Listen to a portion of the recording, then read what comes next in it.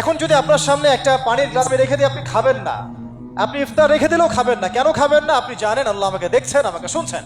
এই চেতনাটার নাম আল্লাহ কনসিয়াসনেস।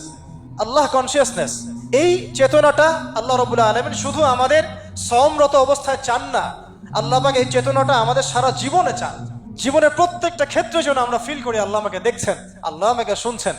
না আমি জেনা করতে পারবো না, না আমি ফ্রি মিক্সিং এ যেতে পারবো না, না আমি সুদ খাইতে পারবো না, না আমি ঘুষ খাইতে পারবো না, আমি দুর্নীতি করতে পারবো না, আমি আল্লাহ বিরোধী কোনো আইন বাস্তবায়ন করতে পারবো না, আমি আমি কোনো ব্যভিচার করতে পারবো না, দর্শন করতে পারবো না, বেপর্দায় চলতে পারবো না, বেনামাজি থাকতে পারবো না, হারাম খাইতে পারবো না, আমি শিরক করতে পারবো না, কুফরে যেতে পারবো না, বেদাতে যেতে পারবো না, আমি ইসলাম বিরোধী কোনো কাজই করতে পারবো না।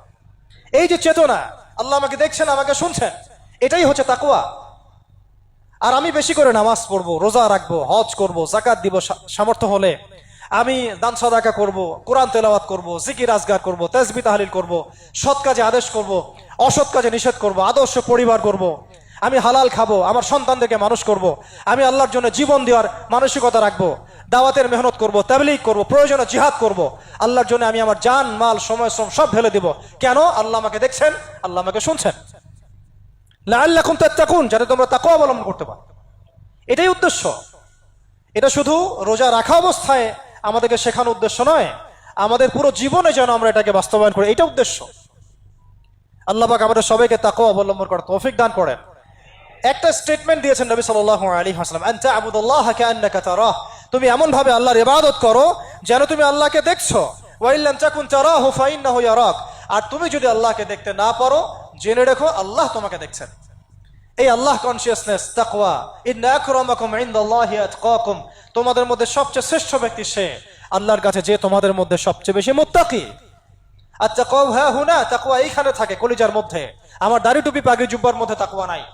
হ্যাঁ, এটা তাকওয়া নিদর্শন হতে পারে, এটাই প্রমাণ নয় যে আমি মুত্তাকি। তো এটা হৃদয়ের বিষয়। এই তাকওয়ার শিক্ষা দেওয়ার জন্য প্রতি বছর রমাদান ঘুরে ঘুরে আমাদের মধ্যে আসছে, প্রতি বছর আসছে। সারা বছর এদিক ওদিকে চলে গেছো, আসো ঘরে ফিরে আসো, ঘরে ফিরে আসো, আল্লাহর কাছে ফিরে আসো, তোমার জীবনের মূল লক্ষ্যে ফিরে আসো, উদ্দেশ্যে ফিরে আসো। আসো আল্লাহর কাছে, আসো রাসূলের কাছে, আসো দ্বীনের কাছে, আসো কোরআনের কাছে আসো, এবং এটাকে ধারণ করে সমাজের মধ্যে তুমি তোমার আদর্শের প্রচার ঘটাও। আল্লাহর জমিনে দ্বীনটা কায়েম করো, বাস্তবায়ন করো। কায়েম তুমি করতে না পারলেও এই রাস্তায় চলতে চলতে তোমার মৌত হয়ে যাক, তারপরে এই রাস্তাই তোমার জন্য শ্রেষ্ঠ রাস্তা। আলহামদুলিল্লাহ, এটাই তাকওয়ার শিক্ষা। আর রমাদান মাসে আর কি আপনারা জানেন, কোরআন নাজিল হয়েছে। শুরুতে কয়েকটা কথা বললাম। রমাদান মাসে যদি আমরা কোরআন শিখতে না পারি, ভাই আমাদের চাইতে ব্যর্থ কোনো জাতি নাই। আপনাদেরকে একটা কোশ্চেন করি, 2 মিনিট, যে রমাদান মাস কেন মহিমান্বিত?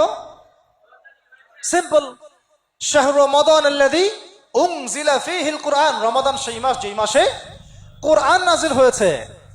কি উদ্দেশ্যে নাজিল হয়েছে? হুদাল লিন্নাস, পুরো মানব জাতির জন্য হেদায়েত, ওয়া বাইয়িনাত, এবং এটা হচ্ছে বাইয়িনাতি মিনাল হুদা, এটা হচ্ছে সুস্পষ্ট দলিল এবং প্রমাণ, ওয়াল ফুরকান, সত্য মিথ্যা ন্যায় অন্যায়ের চূড়ান্ত মানদণ্ড। এটা কে মানে কোরআনকে সত্য মিথ্যার চূড়ান্ত মানদণ্ড হিসেবে?